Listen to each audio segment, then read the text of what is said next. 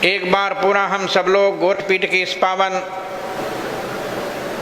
प्रांगण में उपस्थित होकर भारत के ऐतिहासिक, सांस्कृतिक एवं आध्यात्मिक महंतद्वय, जिन्होंने भारत के लोगों को नई चेतना जागृत किया है, ऐसे पूज्य महंत दिग्विजय नाथ जी का वह दिन मुझे स्मरण आता है जब हमारे पूज्य गुरुदेव श्री अभिराम दास जी महाराज बताया करते थे कि जब सन 49 में राम जन्मभूमि पर रामलला रात को 12 बजे प्रकट हुए, उस समय भारत के प्रधानमंत्री पंडित जवाहरलाल नेहरू थे और उत्तर प्रदेश के मुख्यमंत्री गोविंद बल्लभ पंत थे। पंडित जवाहरलाल नेहरू ने गोविंद बल्लभ पंत उत्तर प्रदेश के मुख्यमंत्री को आदेश दिया, रामलला की मूर्ति कल हट जानी चाहिए। मैं याद दिलाना चाहता हूं, उस समय इसी गोरक्षपीठ के पूज्य महंत दिग्विजय नाथ जी महाराज ने पंडित जवाहरलाल नेहरू को चैलेंज दिया था, ये तुम्हारी फोर्स में, तुम्हारी पुलिस में ताकत हो तो रामलला की मूर्ति को हटाकर देखो। और लगभग 1 लाख गोरखपुर के लोगों को ले जाकर राम जन्मभूमि को चारों ओर से घेर लिया था। किसी सरकार की हिम्मत नहीं पड़ी थी कि रामलला को राम जन्मभूमि से हटा दे। आज मैं याद दिलाना चाहता हूं, जब सन 84 में राम जानकी रथ निकला और पहली बैठक दिगंबर अखाड़ा में पूज्य महंत परमहंस रामचंद्र दास जी महाराज की अध्यक्षता में हुई, तब उस समय पूज्य महंत अवैधनाथ जी महाराज गोरखपुर से गए थे। अयोध्या के कई संत, कुछ हैं और कुछ चले गए, सब लोगों के बीच में अशोक सिंघल जी ने कहा था कि राम जन्मभूमि का आंदोलन है और मैं चाहता हूं कि राम जन्मभूमि पर भव्य मंदिर बनाने के लिए कोई अयोध्या का एक महंत खड़ा हो, जिसको मैं राम जन्मभूमि मुक्ति यज्ञ समिति का अध्यक्ष बनाना चाहता हूं। सबसे पूछा गया, कोई तैयार नहीं हुआ। कांग्रेस की सरकार थी, सबने कहा मेरा मंदिर कुर्क हो जाएगा, मैं जेल चला जाऊंगा। जब राम जन्मभूमि मुक्ति यज्ञ समिति का अध्यक्ष बनने के लिए अयोध्या का कोई महंत तैयार नहीं हुआ, उस समय पूज्य महंत अवैधनाथ जी महाराज ने खड़े होकर कहा, अशोक जी, जब कोई तैयार नहीं है तो गोरखपीठ का यह महंत अवैधनाथ तैयार है राम जन्मभूमि पर भव्य रामलला मंदिर निर्माण करने के लिए। और उनके नेतृत्व में राम जन्मभूमि की लड़ाई लड़ी गई। उस लड़ाई में लगभग 25 बार मैं भी जेल गया था। हमारे अयोध्या के संत, अयोध्या के महंत भी जेल गए और लाखों राम भक्त पूरे देश के जेलों में ठूस दिए गए थे। याद दिलाना चाहता हूं, मुलायम सिंह यादव ने कहा था परिंदे भी पर नहीं मार सकते,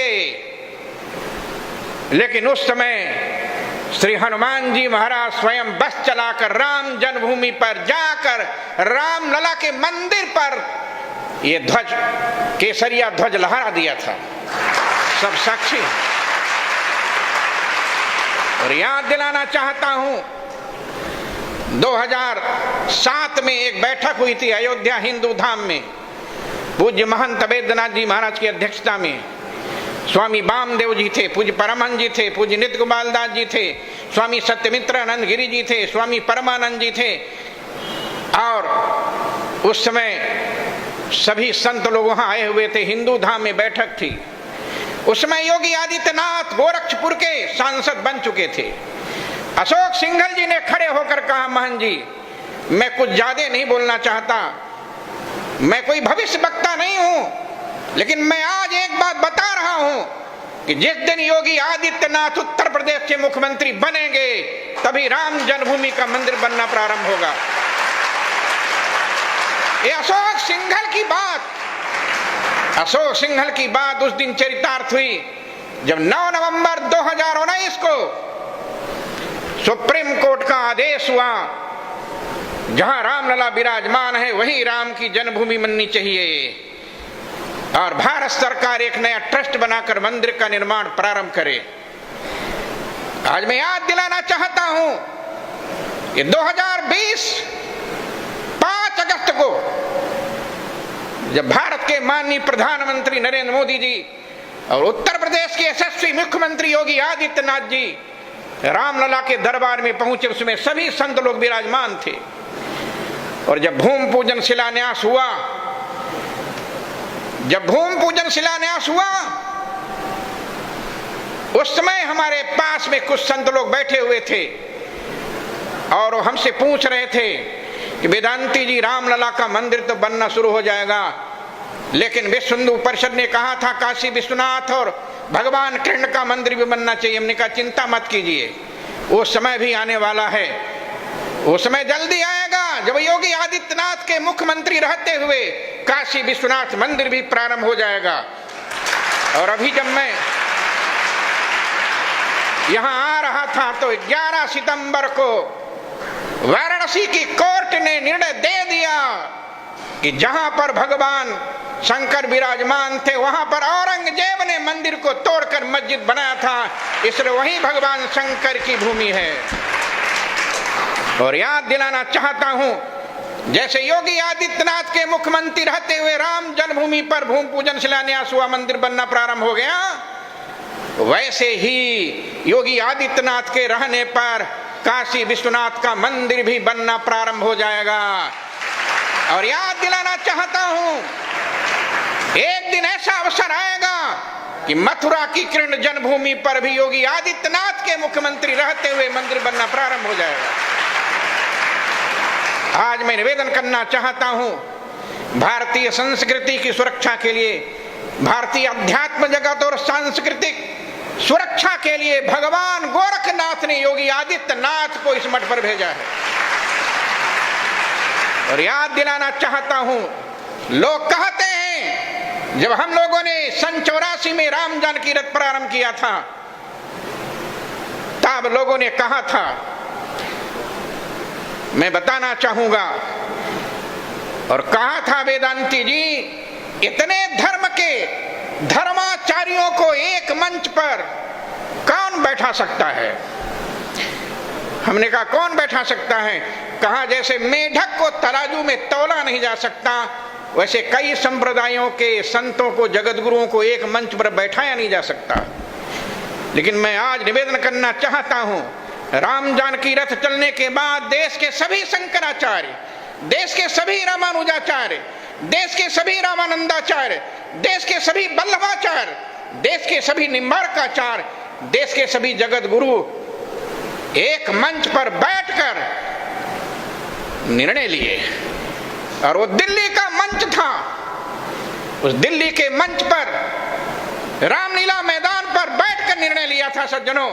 और आज वह निर्णय दिखाई दे रहा है, योगी आदित्यनाथ के नेतृत्व में 2 मंदिर बनना प्रारंभ हो गया और तीसरा मंदिर भी शुरू होने वाला है। पूज्य महंत वेदनाथ जी महाराज सन 70 में जब पहली बार मैं यहां आया था, तब ये मंदिर नहीं था, छोटा सा मंदिर था। पूज्य महंत वेदनाथ जी महाराज वहीं पर खड़े थे, पूज्य अभिराम दास जी महाराज के साथ, गुरुदेव के साथ आया था। पत्थर पड़े हुए थे, मंदिर का निर्माण चालू था। और इसके बाद गोरक्षपीठ कितना विस्तार लिया, पूरे गोरखपुर में कई विद्यालय, महाविद्यालय, इंटर कॉलेज, डिग्री कॉलेज, ये पूज्य महंत वेदनाथ जी के देन है। और मैं अपने जीवन की घटना बताऊं, सन 96 में योगी आदित्यनाथ जी यहाँ के पीठ के महंत बन चुके थे। डॉक्टर मुरली मनोहर जोशी जी 3 दिन का प्रवास था गोरखपुर में, संयोग से मैं भी उसी बीच में आ गया। महंत वेदनाथ जी महाराज ने डॉक्टर मुरली मनोहर जोशी से कहा, जोशी जी कान खोल कर सुन लो, इस बार चुनाव मैं तब लड़ूंगा जब वेदांती को टिकट मिलेगा तब।